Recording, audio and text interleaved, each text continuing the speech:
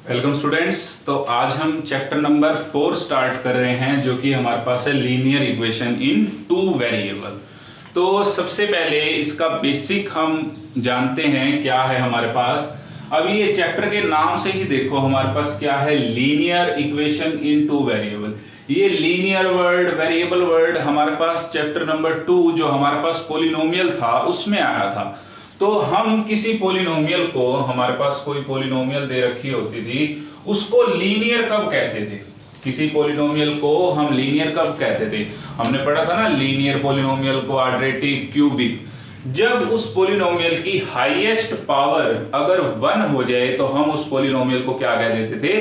Linear polynomial. जैसे example के लिए मैं लिख रहा हूं 2x प्लस में 5। जैसे अब ये हमारे पास क्या है? Linear polynomial. अब क्यों? क्योंकि इसमें हाईएस्ट पावर जो है वेरिएबल की क्या है, वो 1 है, इसलिए इसको क्या बोला जाता था? Linear polynomial. ठीक है। और ये जो वेरिएबल हमारे पास क्या होते थे, ये जो इसमें हम x y z s t m ये लिखते थे, इनको हम क्या बोलते थे? वेरिएबल। जैसे ये क्या है, इसमें अब x वेरिएबल है। ठीक है। और लीनियर का मतलब इसकी पावर क्या हो? 1। क्लियर? तो हमारे पास लीनियर वर्ड का मतलब आ गया, वेरिएबल वर्ड का मतलब आ गया। अब ये हमारे पास आया इक्वेशन। क्या? इक्वेशन।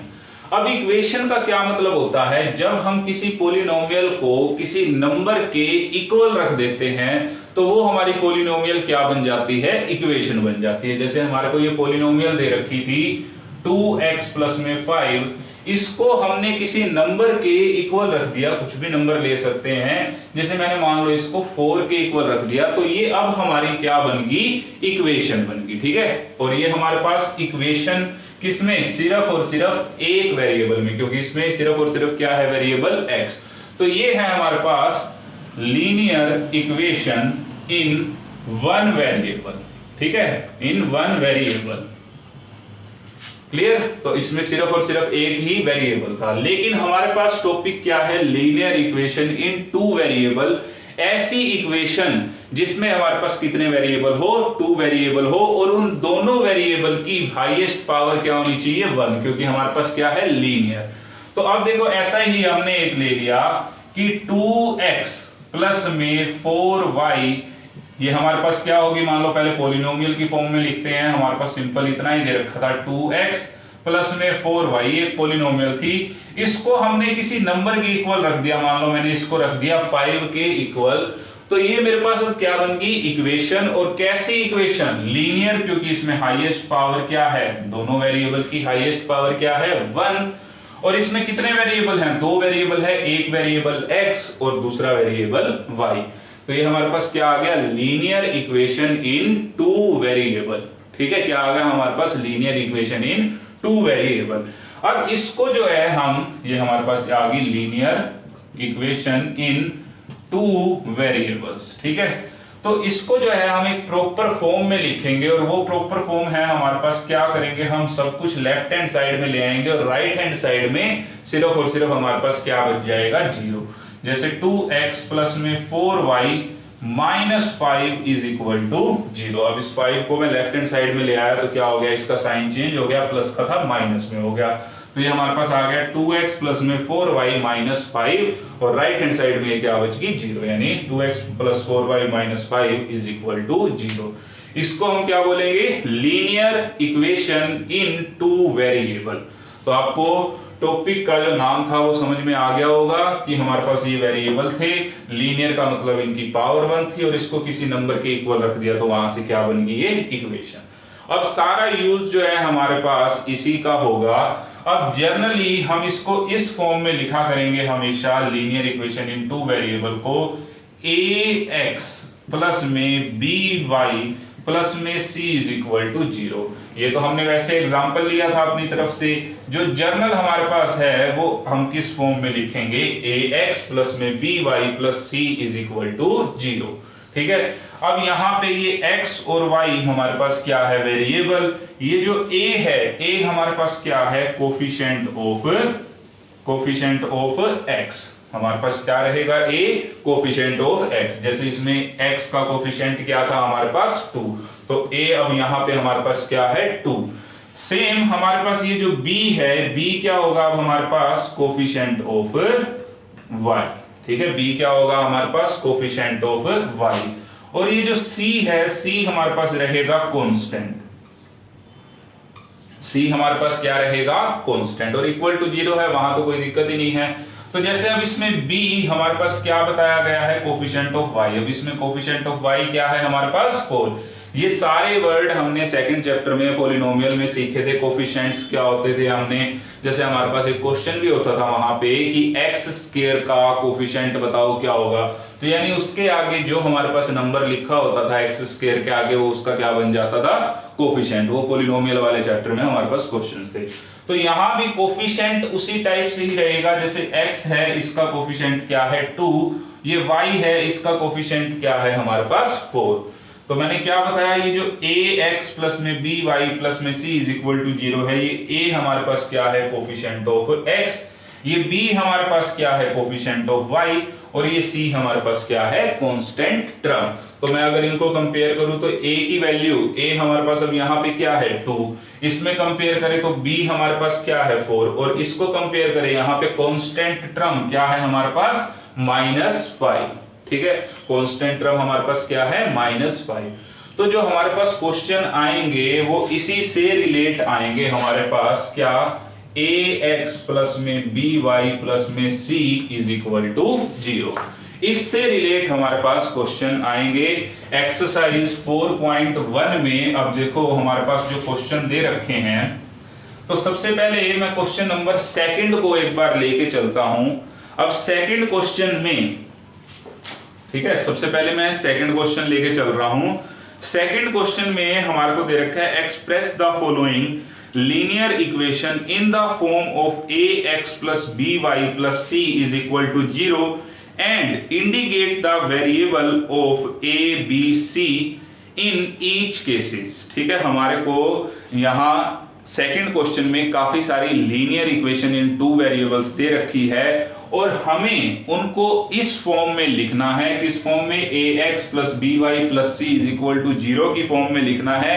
और वहां लिखने के बाद इनकी वैल्यू बतानी है, किसकी, a की, b की और c की। a हमारे पास क्या रहेगा, कोफिशिएंट ऑफ x, b हमारे पास क्या रहेगा, कोफिशिएंट ऑफ y, और c हमारे पास क्या रहेगा, कांस्टेंट टर्म। तो देखो जैसे हमारे पास फर्स्ट पार्ट क्वेश्चन नंबर, तो देखो हमारे पास फर्स्ट पार्ट क्वेश्चन नंबर 2 का क्या कह रहा है हमारे पास, 2x प्लस में 3y इज इक्वल टू 9.35 बार। ठीक है, ये हमारे पास बार का क्या मतलब होता था, ये आगे चलता रहेगा 35 35 35। तो कहते हैं इसको इस फॉर्म में लिखो। किस फॉर्म में, ax प्लस में by plus c is equal to 0 की फॉर्म में लिखो। और फिर हमारे पास a b c जो ये आए हैं इनकी वैल्यू बताओ क्या होगी। अब देखो इसको कंपेयर करना शुरू कर दो। हमारे पास ये ax की तरह हो गया, ये by की तरह हो गया, और यहाँ पे हमें इक्वल टू में 0 लाना होता था, तो इसलिए हम क्या करेंगे, इसको लेफ्ट हैंड साइड में ले आएंगे, यानी 2x प्लस में 3y ये इधर लेफ्ट हैंड साइड में आ जाएगा, तो माइनस में 9.35 बार और इक्वल टू क्या बन गया, 0। तो ये जो हमारे को दे रखा था अब ये बिल्कुल इस फॉर्म में हमारे पास आ गया। ठीक है, तो अब इसको कंपेयर करके a b c की वैल्यू और फाइंड करनी है। तो दिस इंप्लाइज, अब कंपेयर करके बताना है a की वैल्यू यानी x का कोफिशिएंट क्या हो गया हमारे पास 2, b यानी y का कोफिशिएंट हमारे पास क्या है इसमें 3, और कांस्टेंट टर्म हमारे पास c क्या है यहाँ पे, प्लस के साइन के साथ है तो प्लस के साइन के साथ लिखेंगे, माइनस के साइन के साथ है तो माइनस के साइन के साथ, यानी माइनस 9.35 बार। ठीक है, तो हमारे पास ये क्वेश्चन दे रखा था, हमें सबसे पहले इसको इस फॉर्म में लिखना है। किस फॉर्म में, ax plus by plus c is equal to 0, यानी राइट हैंड साइड में मेरे को क्या बचाना है, 0। तो जो भी लेफ्ट हैंड साइड में लिखा होगा उसको हम लेफ्ट हैंड साइड में ले आएंगे। जैसे मैं इसको लेफ्ट हैंड साइड में ले आया तो मेरे पास बन गया 2x प्लस 3y, ये माइनस में हो गया, माइनस 9.35 बार इज इक्वल टू क्या बच गया, 0। अब इसको कंपेयर करके हमें a b c की वैल्यू बतानी थी, तो a की वैल्यू आ गई हमारे पास 2, b की वैल्यू आ गई हमारे पास 3 और c की वैल्यू आ गई हमारे पास माइनस 9.35 बार। क्लियर। अब सेकंड पार्ट देखो हमारे पास क्या दे रखा है। सेकंड पार्ट में x माइनस 1/5y, याद रखना है हमारे पास x minus 1/5y minus 10 is equal to 0। सबसे पहले कहता है इसको इस फॉर्म में लिखो, ax प्लस में by प्लस में c इज इक्वल टू 0। तो ये तो हमारे पास ऑलरेडी इस फॉर्म में लिखा हुआ है, हमें कुछ नहीं लिखना और दोबारा से, क्योंकि ये पहले से ही इस फॉर्म में है। हमें अब सिर्फ और सिर्फ किसकी a b c की वैल्यू बतानी है क्या आएगी। तो कंपेयर करो a की वैल्यू यानी x का कोफिशिएंट। अब x का कोफिशिएंट यहाँ पे क्या है हमारे पास 1, तो a की वैल्यू आ गई हमारे पास 1। b की वैल्यू यानी y का कोफिशिएंट हमारे पास क्या है, देखो माइनस 1/5, माइनस का साइन भी लेना है, खाली 1/5 नहीं लिखना हमें। तो ये आ गया हमारे पास माइनस 1/5। और c हमारे पास कांस्टेंट टर्म क्या है हमारे पास माइनस 10, तो क्या आ गई कांस्टेंट टर्म c की वैल्यू माइनस 10। ये प्लस माइनस के साइन का भी हमें ध्यान रखना है, ठीक है। इसी तरह हमारे पास नेक्स्ट हमें सभी पार्ट्स में ऐसे ही करना है। सिर्फ थर्ड पार्ट हमारे पास दे रहा है minus 2x plus 3y is equal to 6। सबसे पहले कहता है इसको इस फॉर्म में लिखो, ax प्लस में by प्लस में c इज इक्वल टू 0, ठीक है। यानी जो हमारे पास इक्वल टू में दे रखा होगा उसको सभी को लेफ्ट हैंड साइड में ले आओ और फिर ये हमारे पास इस टाइप का बन जाता है। यानी मैं लेके आया माइनस का 2x प्लस में 3y, ये 6 को इस साइड लेके आया तो माइनस 6 इज इक्वल हो गया ये 0 के, ठीक है। तो minus 2x plus 3y minus 6 is equal to 0। अब कंपेयर करके a b c की हमें वैल्यू बतानी है। तो a की वैल्यू, अब देखो क्या आ गई, a की वैल्यू हमारे पास कंपेयर करेंगे तो माइनस 2। b की वैल्यू हमारे पास क्या आ गई, देखो b की वैल्यू हमारे पास क्या आ गई, इसका कोफिशिएंट क्या है 3, तो b की वैल्यू आ गई 3। और c की वैल्यू हमारे पास इससे कंपेयर करेंगे तो ये कांस्टेंट टर्म क्या है माइनस 6। सारे क्वेश्चन हमें ऐसे ही करने होंगे, क्लियर। तो हमने कंपेयर किया, a की वैल्यू फाइंड आउट कर ली, b की वैल्यू और c की वैल्यू। नेक्स्ट देखो हमारे पास इसमें फोर्थ पार्ट कह रहा है x is equal to 3y। क्या कह रहा है, x is equal to 3y।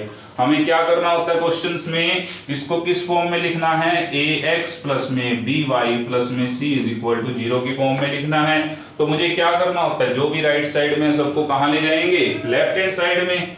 तो ये x अब इधर इक्वल टू में 3y था तो इस साइड आएगा तो क्या होगा माइनस का 3y, और क्या बच गया हमारे पास 0। क्या बच गया हमारे पास 0।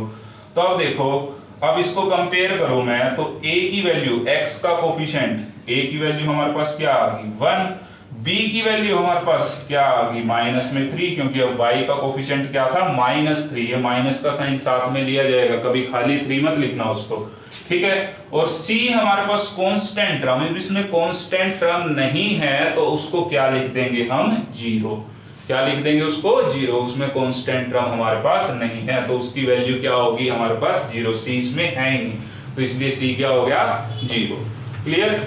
तो अब देखते हैं क्वेश्चन नंबर इसका सेकंड क्वेश्चन का फिफ्थ पार्ट हमारे पास क्या कह रहा है, 2x is equal to minus 5y।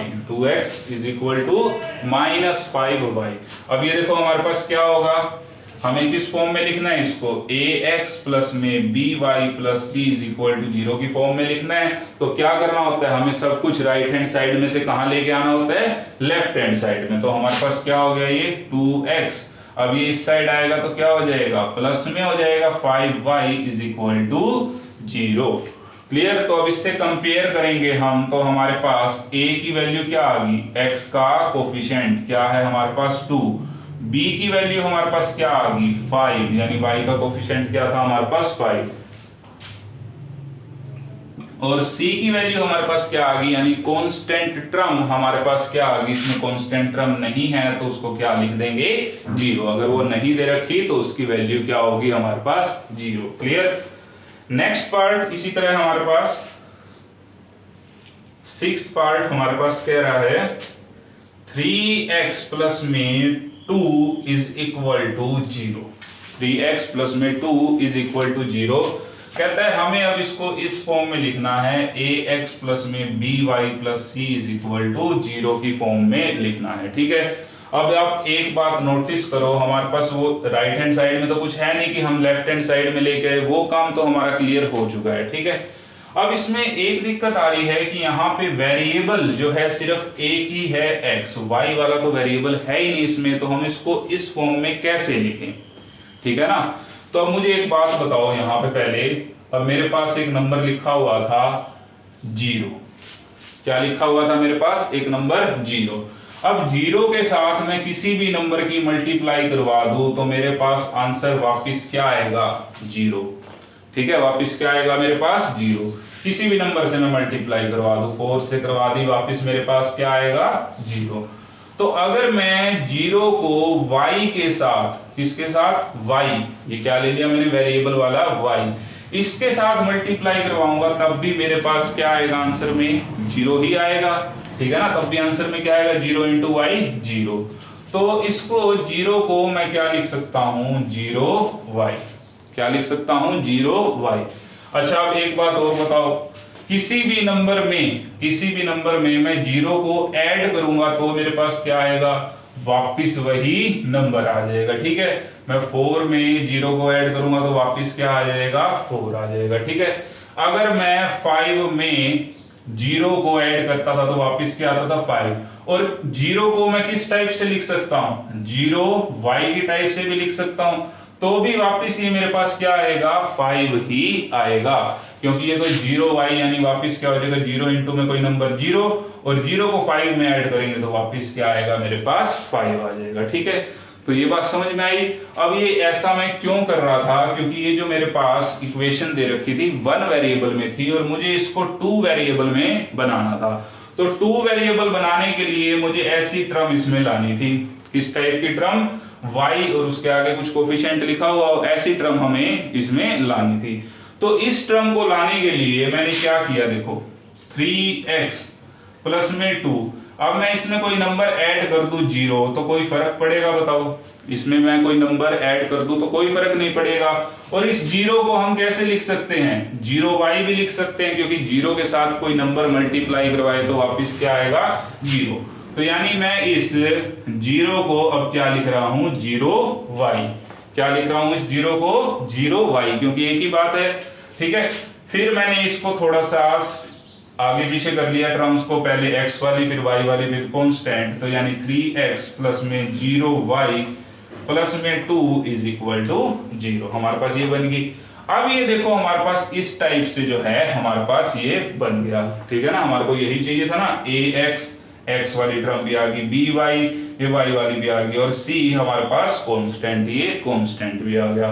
तो हमारे पास यहां से अब कंपेयर करके a b c की वैल्यू बतानी थी, तो देखो a की वैल्यू हमारे पास क्या आ गई, a की वैल्यू यहाँ पे क्या है 3, b की वैल्यू हमारे पास क्या है, यानी y का कोफिशिएंट वो क्या है 0, और c की वैल्यू यानी कांस्टेंट हमारे पास क्या है, कांस्टेंट यहाँ पे 2, क्या है हमारे पास कांस्टेंट 2। ठीक है, तो इस टाइप से हमें जो है ये क्वेश्चन करना होगा। मैं इसको एक बार दोबारा भी कर देता हूं, मैं दोबारा से 6th पार्ट को कर रहा हूं। 6th पार्ट हमारे को क्या दे रखा था, 3x प्लस में 2 इज इक्वल टू 0, हमें इसको ax प्लस में by plus c is equal to 0 की फॉर्म में लिखना था। अब हमारे पास y वाली टर्म नहीं थी, तो उसके लिए हम क्या किया करेंगे, ये 3x प्लस में 2, अब प्लस में 0 कर दूं तो हमारे पास कोई फर्क नहीं आएगा, प्लस में 0 करने से कोई फर्क नहीं पड़ता। ठीक है, और इस 0 को मैंने लिख दिया, इस 0 को मैंने क्या लिख दिया, 0y, क्योंकि 0 के साथ किसी भी नंबर की मल्टीप्लाई करवाएं वापिस क्या आएगा, y, यहाँ पे मैंने करके भी दिखाया था। ठीक है, फिर मैंने इन टर्म्स को एग्जैक्ट फॉर्म में लिख दिया, 3x प्लस में 0y प्लस में 2 इज इक्वल टू 0। अब ये मेरे पास जो आई इससे कंपेयर कर रही है ax plus by plus c is equal to 0 से। अब यहां से देखो a की value ax plus by plus c is equal to 0। अब यहां से a b c की वैल्यू निकालनी है, तो a की वैल्यू क्या आ गई 3, b की वैल्यू क्या आ गई 0 और c की वैल्यू हमारे पास क्या आ गई 2। क्लियर, तो हमारे पास अगर ये x y में से कोई वेरिएबल भी गायब हो, हमारे को ना दे रखा हो, ऐसे ही अपनी तरफ से अब एग्जांपल ले रहा हूं एक, कि मुझे दे दिया मान लो 5x प्लस में 4 इज इक्वल टू 0 और इसको कहता है ax प्लस में by plus c is equal to 0 की फॉर्म में लिखो और abc की जो है वैल्यू बताओ क्या आएगी। तो अब देखो यहाँ पे y वाली टर्म नहीं है तो हम क्या किया करेंगे, अपनी तरफ से इसमें y वाली टर्म लिख देंगे। कैसे, देखो y वाली टर्म हमारे पास क्या आई थी, अब इस स्टेप को भी करने की जरूरत नहीं पड़ेगी, डायरेक्ट हम क्या कर देंगे, इसमें क्या लिख देंगे 0y प्लस में 0y, क्योंकि ये 0y क्या है हमारे पास 0 ही है और 0 को ऐड करें तो कोई फर्क नहीं पड़ता, ठीक है। और फिर हमारे पास ये क्या दे रखा था 4, तो प्लस में 4 करके इज इक्वल टू 0। क्लियर। तो अब यहां से हमारे पास a की वैल्यू क्या आ जाएगी 5, b की वैल्यू क्या आ जाएगी 0 और c की वैल्यू क्या आ जाएगी 4। और देखो एग्जांपल इसी टाइप के क्वेश्चंस के लिए हमारे पास दे दिया 2x प्लस में 3 इज इक्वल टू 0, इसको इस फॉर्म में लिखना है तो हम क्या लिख देंगे, अपनी तरफ से इसमें 0y लिख देंगे, 2x प्लस में 0y प्लस में 3 इज इक्वल टू 0। फिर जो है हम क्या करेंगे, यहां से इनकी वैल्यू निकाल लेंगे, a हमारे पास आ गया 2, b हो गया 0 और c हमारे पास क्या आ गया 3। क्लियर। अब मान लो हमारे पास x वाली टर्म दे रखी होती, x वाली टर्म हमारे पास ना दे रखी होती और y वाली टर्म दे रखी होती। एग्जांपल ही ले रहा हूं मैं यहां भी कि हमारे पास अब ऐसा दे रखा होता 3y प्लस में 4 इज इक्वल टू 0 और अब इसमें कह रहा है हमारे को इस फॉर्म में लिख के दिखाना है ax प्लस में by plus c is equal to 0 की फॉर्म में और abc की वैल्यू बतानी है। तो अब इसमें हमने नोट किया कि x वाली टर्म तो है ही नहीं, जैसे हमने हमारे पास पिछले क्वेश्चन आते थे उसमें y वाली टर्म्स थी ही नहीं, तो हम क्या करते थे, अपनी तरफ से इसमें क्या लिख देते थे 0y। तो सेम यहाँ पे भी हम क्या करेंगे, अब हमारे पास x वाली टर्म नहीं है तो अपनी तरफ से क्या लिख देंगे 0x। 0x क्यों लिखा, क्योंकि 0 के साथ किसी भी नंबर की मल्टीप्लाई 0 और 0 को कहीं पे भी हम ऐड कर दें तो कोई फर्क नहीं पड़ेगा। तो 0x प्लस में ये as it is 3y plus में 4 इज इक्वल टू 0। तो हमारे पास ये क्या बन गया, अब ax प्लस में by plus c is equal to 0। a की वैल्यू हमारे पास क्या आ गई 0, b की वैल्यू क्या आ गई 3 और c की वैल्यू क्या आ गई 4। क्लियर। एक और एग्जांपल लेते हैं इसी टाइप के क्वेश्चन के लिए क्योंकि ये इंपॉर्टेंट है। हमारे पास दे दिया 4y प्लस में 7 इज इक्वल टू 0। अब हमें लिखना था ax प्लस में by plus c is equal to 0 की फॉर्म में, लेकिन इसमें x वाली टर्म नहीं है तो हम अपनी तरफ से लगा देंगे क्या 0x, क्योंकि ये क्या है हमारे पास 0 ही है, प्लस 4y प्लस में 7 इज इक्वल टू 0। अब यहां से a की वैल्यू आ गई 0, b की वैल्यू आ गई 4 और c की वैल्यू क्या आ गई हमारे पास 7। ठीक है, ये हमने एग्जांपल लिए थे। अब क्वेश्चन देखते हैं। हमारे पास सेवंथ पार्ट में कह रहा है कि y minus 2 is equal to 0। हमारे पास इसको ax plus by plus c की फॉर्म में लिखना है, ax plus by plus c is equal to 0 की फॉर्म में लिखना है। अब नोट करो इसमें क्यों कौन सी टर्म नहीं है, हमारे पास x वाली टर्म नहीं है, जोन सी हमारे पास टर्म नहीं है उसको 0 के साथ लगा के लिख देंगे। अब इसमें क्या लिख देंगे 0x और बाकी सारा ये as it is y minus 2 is equal to 0। तो हमारे पास a की वैल्यू क्या आ गई, अब इसमें कंपेयर करेंगे x का कोफिशिएंट 0, b की वैल्यू क्या आ गई y का कोफिशिएंट 1 और कांस्टेंट टर्म c की वैल्यू क्या आ गई -2। इनका ध्यान रखना है प्लस माइनस का, खाली 2 नहीं लिखेंगे, क्या -2। तो ये था हमारे पास क्वेश्चन नंबर इसका 7। लास्ट हमारे पास क्वेश्चन नंबर 8, इसका 8th पार्ट। ठीक है, हमारे पास क्या कह रहा है 5 इज इक्वल टू 2x। क्या कह रहा है 5 इज इक्वल टू 2x। तो हमें इसको इस फॉर्म में लिखना है ax प्लस में by प्लस में c इज इक्वल टू 0। तो सबसे पहला काम क्या करते हैं, राइट हैंड वाली जो भी टर्म है उसको लेफ्ट हैंड में ले आते हैं। तो ये हो गया हमारे पास 5 minus 2x is equal to 0। तो इसको भी पहले प्रॉपर वे में लिखते हैं, पहले x वेरिएबल वाली फिर कांस्टेंट टर्म को। अब ये -2x है तो -2x और ये हमारे पास क्या था प्लस का 5, तो प्लस का 5 इज इक्वल टू 0। ठीक है, मैंने क्या किया, पहले x वाली टर्म लिखी, फिर कांस्टेंट टर्म को लिखा।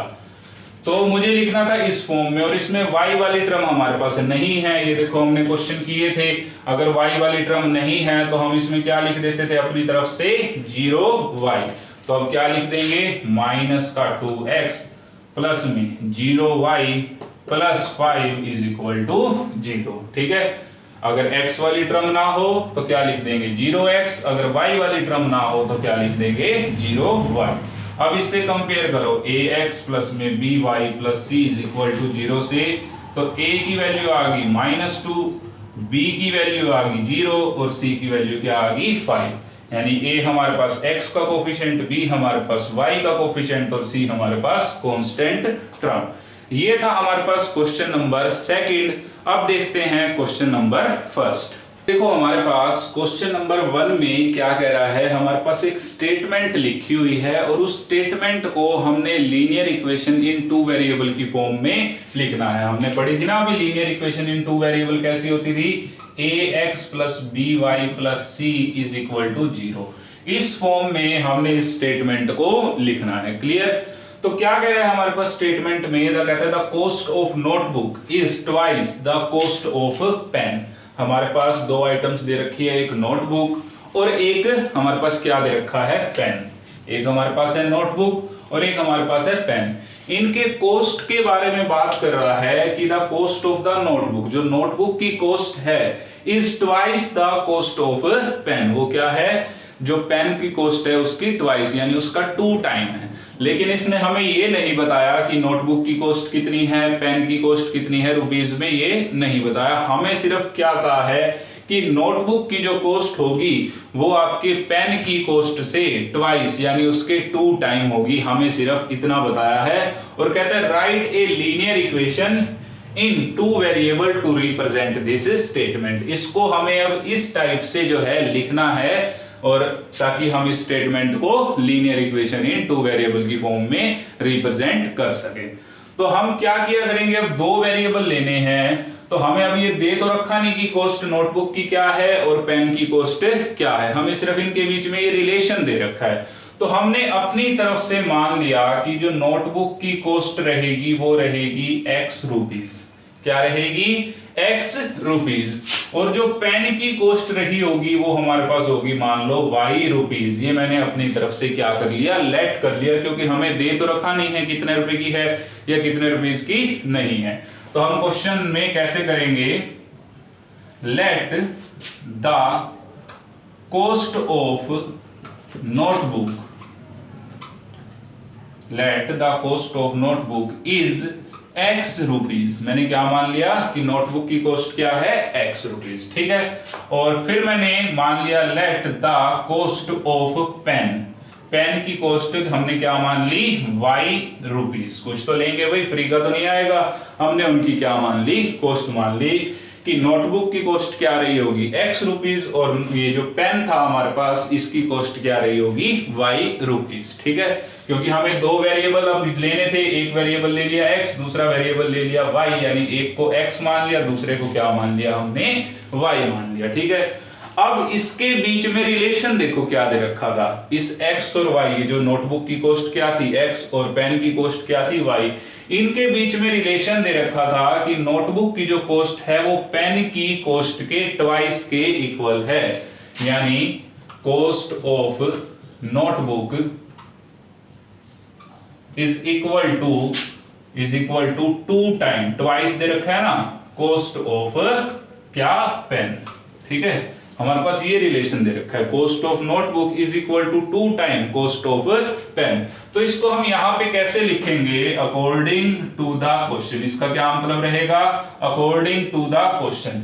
ये इसके बारे में बताने के बाद हम जो रिलेशन दे रखा है उसको लिख रहे हैं। क्या रिलेशन दे रखा है कि cost of notebook is equal to 2 time cost of pen. Cost of notebook हमारे पास क्या है, x is equal to 2 time cost of pen, pen की कॉस्ट क्या है, y। तो ये हमारे पास रिलेशन दे रखा था, हमने इसको लिख दिया। क्लियर? अब इसको हमें इस फॉर्म में लिखना है ना, तो क्या करते हैं, राइट हैंड साइड में जो भी दे रखा है उसको लेफ्ट हैंड साइड में ले आएंगे। तो यानी x minus 2y is equal to क्या हो गया हमारे पास, 0। अब इसमें कोई बात नहीं, कांस्टेंट टर्म नहीं है तो कोई बात नहीं, उसको हम रहने देंगे। लेकिन फॉर्म हमारे पास कैसी आ गई है, ऐसी, linear equation in a two variable.